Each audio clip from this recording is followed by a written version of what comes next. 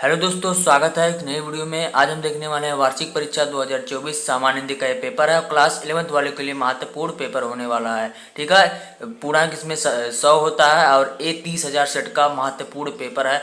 इसमें समय दिया जाता है 3 घंटे 15 मिनट का। ठीक है, और चलिए इसको सॉल्व करते हैं। इस पेपर का पूरा सॉल्यूशन मिलेगा। इसी प्रकार से मैं बहुत से मॉडल पेपर देख कर गया था अपने मतलब परीक्षा में, तो वहाँ अच्छे से अच्छा नंबर मेरा उठा है। ठीक है, तो वीडियो को लास्ट तक देखते रहिए। अगर अच्छा नंबर पाना चाहते हैं सामान्य हिंदी के पेपर में तो वीडियो को लास्ट तक देखते रहिए। तो इस पेपर का पूरा सॉल्यूशन मिलने वाला है, तो वीडियो को लास्ट तक देखते रहिए। तो 3 घंटे 15 मिनट का समय दिया जाता है, जबकि हमें 2.5 घंटे का समय मिला था, उसमें ही पेपर सॉल्व हो गया था। ठीक है, 100 नंबर का पूर्णांक होता है। तो 15 निर्देश, चलिए निर्देश में दिया है प्रारंभ के 15 मिनट परीक्षार्थियों को प्रश्न पत्र पढ़ने के लिए निर्धारित है। ठीक, तो यहाँ पर अब देख लेते हैं। यह प्रश्न पत्र 2 खंडों में एवं ए का और खा में विभाजित 2 खंडों के सभी प्रश्नों के उत्तर अनिवार्य है। ठीक है, खंड खा में देख सकते हैं। अब यहाँ पर बहुविकल्पीय प्रश्न आ गए हैं। इसमें निम्नलिखित प्रश्नों के विकल्पों में से सही विकल्प का चयन कीजिए। तो कहा दिया है महावीर प्रसाद द्विवेदी के लेखक हैं। महावीर प्रसाद द्विवेदी लेखक है, तो द्विवेदी युग के लेखक है। ठीक है, महावीर प्रसाद द्विवेदी। यहाँ पर देखते हैं खा नंबर। दोस्तों खा नंबर दिया है कलम का सिपाही जीवनी के लेखक हैं अमृत राय जी हैं। ठीक है, बहुत आसान प्रश्न है। यहाँ पर देखते हैं, यहाँ पर गा दिया मधुआ मधुआ कहानी के लेखक हैं। मधुआ कहानी के कौन लेखक हैं? किशोरी लाल गोस्वामी। किशोरी लाल गोस्वामी हमारे हैं। यहाँ पर तीसरा वाला ऑप्शन सही हो जाएगा। यहाँ पर देखते हैं घा नंबर भारतेंदु से पूर्व के लेखक हैं। भारतेंदु से पूर्व के लेखक कौन है? तो चंद्रधर शर्मा गुलेरी। यहाँ पर दूसरा वाला ऑप्शन सही हो जाएगा। यहाँ पर देखते हैं अड़ा नंबर प्रश्न। अड़ा नंबर दिया है राग दरबारी किस विधा की रचना है? राग दरबारी जो है वो किस विधा की रचना है? नाटक है, उपन्यास है, रेखाचित्र है, स्मरण है, संस्मरण है इसका। ठीक, चौथा वाला ऑप्शन करेक्ट हो जाएगा। तो स्टूडेंट हम यहाँ पर देखते हैं दूसरा नंबर निम्नलिखित प्रश्नों में से विकल्पों में सही विकल्प का चयन कीजिए। तो दिया है का नंबर जगन्नाथ रत्नाकर की रचना है। जगन्नाथ रत्नाकर की कौन सा रचना? तो यशोधर है, यशोधरा। ठीक है, जगन्नाथ जो रचनाकार थे वो यशोधरा थे। ठीक है, यहाँ पर देखते हैं दूसरा वाला खा नंबर रीति सिद्ध काव्य धारा के प्रतिनिधि कवि हैं। प्रतिनिधि कौन कवि हैं? तो हमारे हैं यहाँ पर ये हो जाएगा भूषण। ठीक है, रीति सिद्ध के। नेक्स्ट क्वेश्चन देखते हैं स्टूडेंट। नेक्स्ट हमारा है गा नंबर परमल रासो की काल किस रचना है? तो आदिकाल के कवि हैं। ठीक है, आदिकाल। यहाँ पर देखते हैं घा नंबर शोक गीत है। शोक गीत क्या है? राम की भक्त, राम की शक्ति पूजा है। ठीक, यहाँ पर देखते हैं।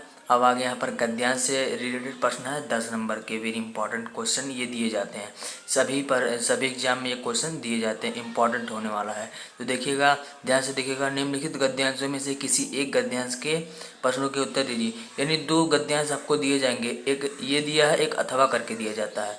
तो इसको आप जो अंडरलाइन किया गया है उसको आपको पढ़ना है, उसका व्याख्या करना है और ये किस पार्ट से लिया गया, इसके लेखक कौन है, इसके बारे में बताना है।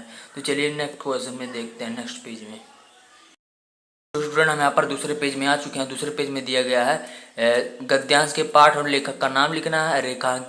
रेखांकित अंश की व्याख्या कीजिए। कर्तव्य और ईश्वर ज्ञान के संदर्भ में लेखक ने क्या कहा? किसी व्यक्ति के आचरण, उसकी आत्मा और कर्म से संबंध में लेखक ने क्या कहा है? और यहाँ पर 5वां दिया किस अज्ञान से भी मानव का अहित नहीं होगा।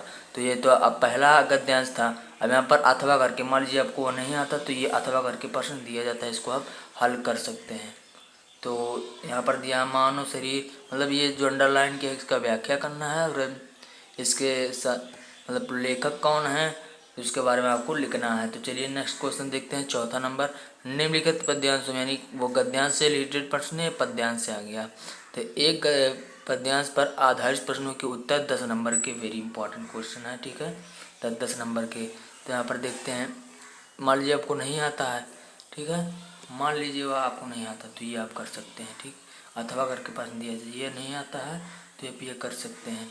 चलिए नेक्स्ट क्वेश्चन देखते हैं। तो हमारा 5वां नंबर दिया है निम्नलिखित में से के लेखक का जीवन परिचय देते हुए उनकी प्रमुख रचनाओं का उल्लेख कीजिए। 80 शब्दों में लिखना है। 3 नंबर जीवन परिचय के, 2 नंबर कृतियाँ के दिए जाएंगे। तो ऑप्शन दिया महावीर प्रसाद द्विवेदी, राहुल संस्कृत्यान, बराम वृक्ष बेनीपुरी। बहुत आसान है, देख लीजिएगा। खा नंबर है, निम्नलिखित में से एक कवि का साहित्य परिचय देते हुए उनकी महत्वपूर्ण कृतियों का उल्लेख कीजिए। यानी 80 शब्दों में लिखना है। 3 नंबर जीवन परिचय के दिए जाएंगे, साहित्यिक परिचय के, और 2 नंबर यहाँ पर की रचनाएं यानी कृतियों के दिए जाएंगे। चलिए हम नेक्स्ट क्वेश्चन देखते हैं। स्टूडेंट हम यहाँ पर तीसरे पेज में आ चुका है। तीसरे पेज में दिया है बलिदान कहानी के विषय वस्तु पर प्रकाश डालिए, यानी 80 शब्दों में लिखना है।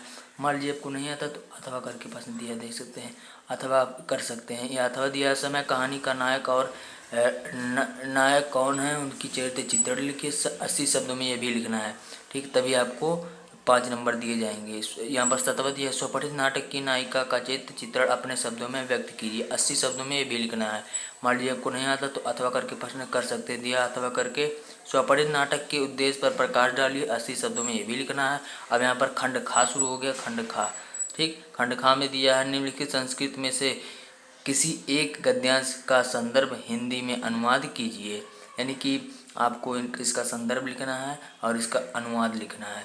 मान लीजिए आपको इसका संदर्भ अनुवाद नहीं आता पहले वाला का, तो आप दूसरा वाला अथवा करके प्रश्न कर सकते हैं। यहाँ पर दिया है, तो यहाँ पर ये वो सेम प्रश्न है संस्कृत के, मतलब इसका संदर्भ लिखना है और इसकी अनुवाद करना आता ही होगा आपको, क्लास 10th से ही पढ़ाया जाता है ये सब, अनुवाद करना। तो यहाँ पर देख लेते हैं खा नंबर, निम्नलिखित संस्कृत पद्यांशों में से किसी एक पद्यांश का संदर्भ सहित हिंदी में अनुवाद करना, ठीक है। तो यहाँ पर श्लोक से प्रश्न दिए जाते हैं, श्लोक से दिए जाते हैं। मान लीजिए ये श्लोक किस पाठ से लिया गया है और इसका जो है अनुवाद करना है, अनुवाद, ठीक है। तो आप कर लीजिएगा 7 number, very important, board exam के लिए होने वाला है ये, वार्षिक परीक्षा के लिए भी है। तो यहाँ पर देखते हैं 9वां नंबर प्रश्न। 9वां नंबर दिया है निम्नलिखित मुहावरों में से लोकांकित में से किसी एक का अर्थ लिखकर वाक्य प्रयोग कीजिए। पहला दिया है पेट में दाढ़ी होना, सिर उठाना, लोहे के चने चबाना, हवाई किले बनाना, ठीक। अब देखते हैं 10वां नंबर। 10वां नंबर प्रश्न दिया 10वें का निम्नलिखित शब्दों की संधि विच्छेद के सही विकल्प का चयन कीजिए। तो सुक्ति आ, संधि विच्छेद, सुक्ति आ का ये आ वाला करेक्ट हो जाएगा। देखते हैं दूसरा वाला स्टूडेंट्स हम देख लेते हैं। यहाँ पर दूसरा वाला, दूसरा दिया है वध का संधि विच्छेद क्या होगा, तो ये बा वाला करेक्ट हो जाएगा। यहाँ देखते हैं हम स्टूडेंट्स, यहाँ है तीसरा नंबर तिथि का संधि विच्छेद, सा वाला करेक्ट हो जाएगा। अब देखते हैं खा नंबर, निम्नलिखित शब्दों के विभक्ति और वचन के अनुसार चयन कीजिए, ठीक है। तो यहाँ पर 4 ऑप्शन दिए। इस क्वेश्चन का आंसर हमें कमेंट करके बताइए। देखते हैं कि किसकी कितनी तैयारी हुआ है, तो इस क्वेश्चन का आंसर हमें कमेंट करके बताइएगा, ठीक है। चलिए हम नेक्स्ट पेज में चलते हैं। स्टूडेंट हम यहाँ पर चौथे पेज यानी लास्ट पेज में आ चुके हैं और इस पेपर का रिव्यू आप दिखा देते हैं आप लोग को। यानी ये दिया है, इसका भी आंसर आपको कमेंट करके बताना है। ये सारे जो दो क्वेश्चन आप लोग को हमने दिया है, तो इसका आंसर आप जो भी पहले कमेंट करेगा उसका कमेंट हम पिन कर देंगे, ठीक है। यानी कि सबसे पहले जो करेगा, यानी कि उसकी तैयारी बहुत अच्छी चल रही है जो सबसे पहले कमेंट करेगा।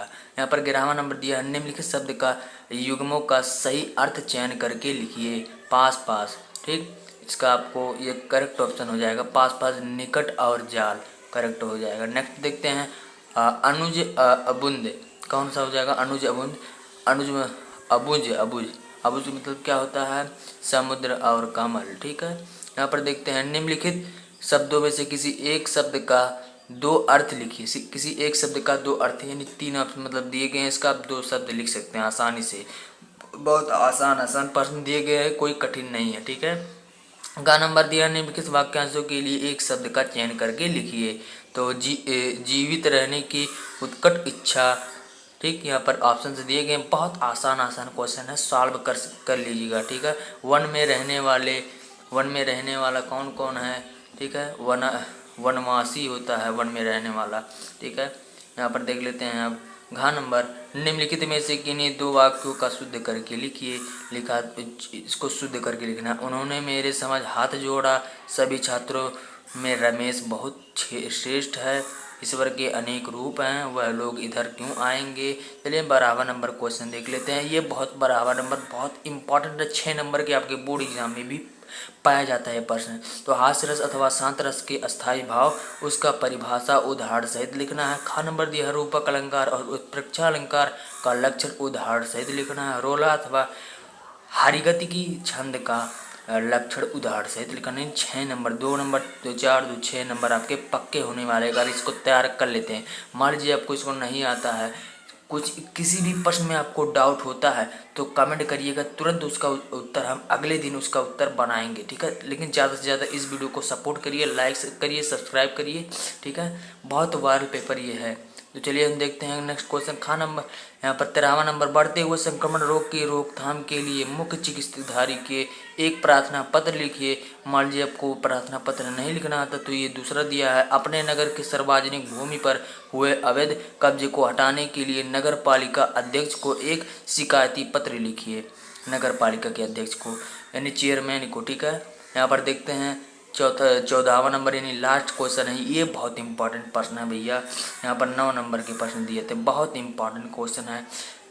कोई क्वेश्चन अटेम्प्ट करिए ना करिए, मतलब वो सब करिएगा, लेकिन सबसे पहले इस क्वेश्चन को करिए। 9 नंबर के प्रश्न दिए जाते हैं। मान लीजिए स्टूडेंट आपको नहीं आता है कि हमें निबंध लिखना अच्छे तरीके से नहीं आता है, तो कमेंट करिएगा सर हमें निबंध लिखने का तरीका बताइए, तुरंत उसका भी वीडियो अगले दिन आपको प्रोवाइड कर दिया जाएगा। लेकिन ये वीडियो को ज़्यादा से ज़्यादा आप लोग को शेयर करना है और सपोर्ट करना है और ज़्यादा से ज़्यादा लाइक करना है वीडियो को, ताकि आपके दोस्तों के भी पास ये वीडियो जाए और उनका भी मदद हो सके। तो यहाँ पर दिया है पहला नंबर छात्र और अनुशासन, यानी छात्र और अनुशासन कैसे किया जा सकता है उसके बारे में आपको लिखना है निबंध। दूसरा दिया आतंकवाद समस्या व समाधान, तीसरा दिया देशा गठन के लाभ, और चौथा दिया साहित्य और संबंध। सो स्टूडेंट यहीं पर वीडियो एंड करते हैं। वीडियो बहुत लंबा होता जा रहा है और वीडियो अपलोड करते समय ज़्यादा MB वगैरह लगता है, तो वीडियो को यहाँ पर एंड करते हैं। यही था सामान्य हिंदी का वायरल पेपर। तो इसको अगर आप लर्न कर लेते हैं तो वार्षिक परीक्षा 2024 में क्लास 11th वालों के लिए बहुत मतलब दिक्कत वाली बात नहीं होगी अगर इसको सॉल्व कर लेते हैं। कोई भी क्वेश्चन में डाउट हुआ हो तो कमेंट कर दिएगा। चलिए थैंक यू फॉर क्लास।